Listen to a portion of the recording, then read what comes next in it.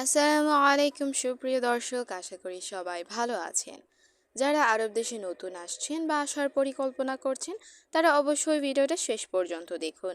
এইভাবে আপনি আরবি ভাষা শিখলে খুব দ্রুতই আরবি শিখতে পারবেন। তো চলুন দেরি না করে আজকের ভিডিওটা শুরু করি। ভিডিওটি ভালো লাগলে অবশ্যই চ্যানেলটিকে সাবস্ক্রাইব করে রাখুন। আলহিন অর্থ এখন, নুম অর্থ ঘুম, জিয়াদা অর্থ বেশি। এই বাক্যটা আপনি একসাথে বলবেন, আলহিন নুম জিয়াদা, মানে এখন ঘুম বেশি। আলহিন নুম জিয়াদা, এখন ঘুম বেশি। আপনার যখন খুব বেশি ঘুম হবে বা থাকে তখন আপনি এই বাক্যটা এভাবে বলতে পারেন, আলহিন নুম জিয়াদা, এখন ঘুম বেশি। আনা মানে আমি, মালুম অর্থ জানি, হাদা অর্থ এই, কালাম অর্থ কথা। এই বাক্যটা আপনি একসাথে বলবেন, আনা মালুম হাদা কালাম, মানে আমি জানি এই কথা। আনা মালুম হাদা কালাম, আমি জানি এই কথা। আপনি কোনো বিষয় বা কোনো কথা জানেন, এই কথাটা আপনি আরবিতে বলবেন, আনা মালুম হাদা কালাম, আমি জানি এই কথা। ইনতা অর্থ তুমি, শগল অর্থ কাজ করো, বিল্লেল অর্থ রাতে। এখন এইগুলো আপনি একসাথে বলতে পারেন, ইনতা শগল বিল্লেল, তুমি কি রাতে কাজ করো।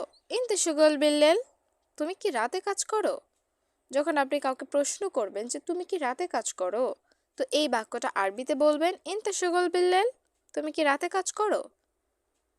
শামস অর্থ রোদ, মাররা অর্থ অনেক বা খুব, গাউই অর্থ তীব্র।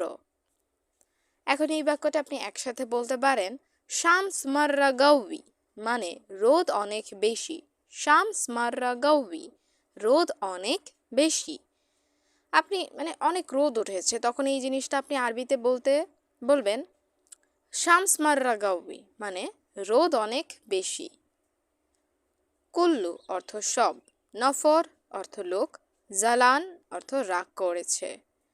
এখন এই বাক্যটা একসাথে বলতে পারেন, কুল্লু নফর জালান, মানে সব লোক রাগ করেছে। কুল্লু নফর জালান, সব লোক রাগ করেছে। যখন অনেক লোক একসাথে রাগ করে আছে বা আপনার কর্মচারীরা রাগ করে আছে টাকা দেননি বলে, তখন এই বাক্যটা আরবিতে বলতে পারেন, কুল্লু নফর জালান, মানে সব লোক রাগ করেছে। লাজিম অর্থ অবশ্যই, তালাতা অর্থ তিন, ইউম অর্থ দিন। এই বাক্যটা আরবিতে বলবেন, লাজিম তালাতা ইউম, মানে অবশ্যই 3 দিন।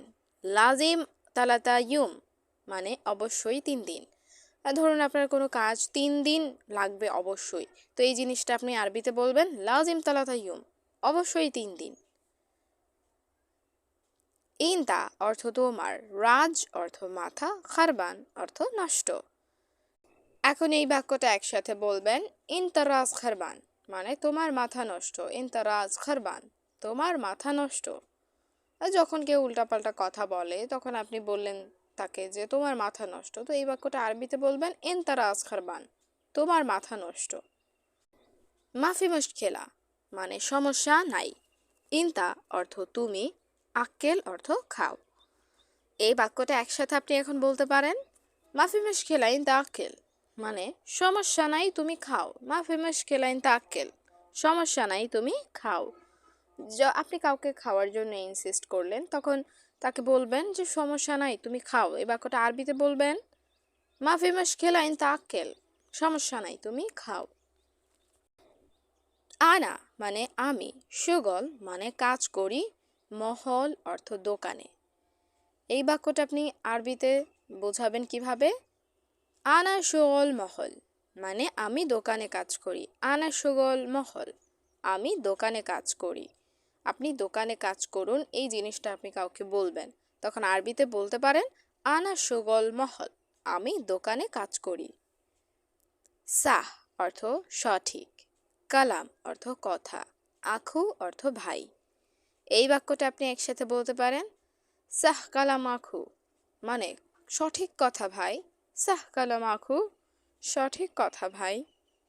যখন কারো কথায় আপনি অ্যাপ্রিসিয়েট করে বলবেন যে হ্যাঁ তোমার কথা সঠিক, তখন এই বাক্যটা আরবিতে বলবেন, কালাম সাহ আখু, সঠিক কথা ভাই। হুয়া অর্থ তার, সাওয়া সাওয়া অর্থ সাথে, বজুরা অর্থ বাচ্চা। এখন এই বাক্যটা একসাথে বলবেন, হুয়া সাওয়া সাওয়া বজুরা, মানে তার সাথে বাচ্চা। হুয়া সাওয়া সাওয়া বজুরা, তার সাথে বাচ্চা। কেফ অর্থ কিভাবে, মালুম অর্থ জানো, ইনতা অর্থ তুমি। এই বাক্যটা এখন আপনি একসাথে বলতে পারেন, কেফ মালুম ইনতা, মানে তুমি কিভাবে জানো। কেফ মালুম ইনতা, তুমি কিভাবে জানো। আপনি কাউকে জিজ্ঞেস করলেন যে এই বিষয়টা তুমি কিভাবে জানো, তো এই বাক্যটা আপনি আরবিতে বলতে পারেন, কেফ মালুম ইনতা, তুমি কিভাবে জানো। কুল্লু অর্থ সব, বজুরা অর্থ বাচ্চা, মুশকিলা অর্থ সমস্যা। এই বাক্যটা আপনি একসাথে বলতে পারেন, কুল্লু বজুরা মুশকিলা, মানে সব বাচ্চা সমস্যা। কুল্লু বজুরা মুশকিলা, সব বাচ্চা সমস্যা। যেহেতু বাচ্চারা খুবই দুষ্টামি করে, তো তাদেরকে আপনি সমস্যা বলতে বোঝাবেন, আরবিতে বলতে পারেন কুল্লু বজুরা মুশকিলা, সব বাচ্চা সমস্যা। কাল্লাম অর্থ কথা, সাহ অর্থ সঠিক, ওয়ালা অর্থ নাকি, লা অর্থ না। এখন এই বাক্যটা আপনি একসাথে বলতে পারেন, কালাম সাহ ওয়ালা লা, কথা সঠিক নাকি না। কালাম সাহ ওয়ালা লা, কথা সঠিক নাকি না। আশারা অর্থ 10, রিয়াল অর্থ টাকা, হাব্বা ওয়াহেদ অর্থ এক পিস। এখন এই বাক্যটা একসাথে হবে, আশারা রিয়াল হাব্বা ওয়াহেদ, মানে 10 টাকায় এক পিস। আশারা রিয়াল হাব্বা ওয়াহেদ, 10 টাকায় এক পিস। ইনতা অর্থ তোমার, কালাম অর্থ কথা, সাহ অর্থ সঠিক। এই বাক্যটা আপনি একসাথে বলতে পারেন, ইনতা কালাম সাহ, মানে তোমার কথা সঠিক। ইনতা কালাম সাহ, তোমার কথা সঠিক।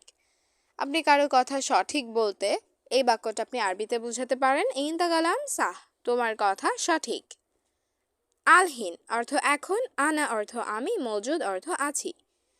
এখন এই বাক্যটা আপনি একসাথে বলবেন, আলহিন আনা মজুদ সৌদি আরব, মানে এখন আমি সৌদি আরব আছি। আলহিন আনা মজুদ সৌদি আরব, এখন আমি সৌদি আরব আছি। ওয়াল্লাহি অর্থ সত্যি, কুল্লু অর্থ সব, আজনবী অর্থ প্রবাসী। এই বাক্যটা একসাথে বলবেন, ওয়াল্লাহি কুল্লু আজনবী, মানে সত্যি সব প্রবাসী। ওয়াল্লাহি কুল্লু আজনবী, সত্যি সব প্রবাসী। কবির অর্থ বড়, মুশকিলা অর্থ সমস্যা, হাদা অর্থ এটা। এই বাক্যটা আপনি একসাথে বলবেন, কবির মুশকিলা হাদা, মানে এটা বড় সমস্যা। কবির মুশকিলা হাদা, এটা বড় সমস্যা।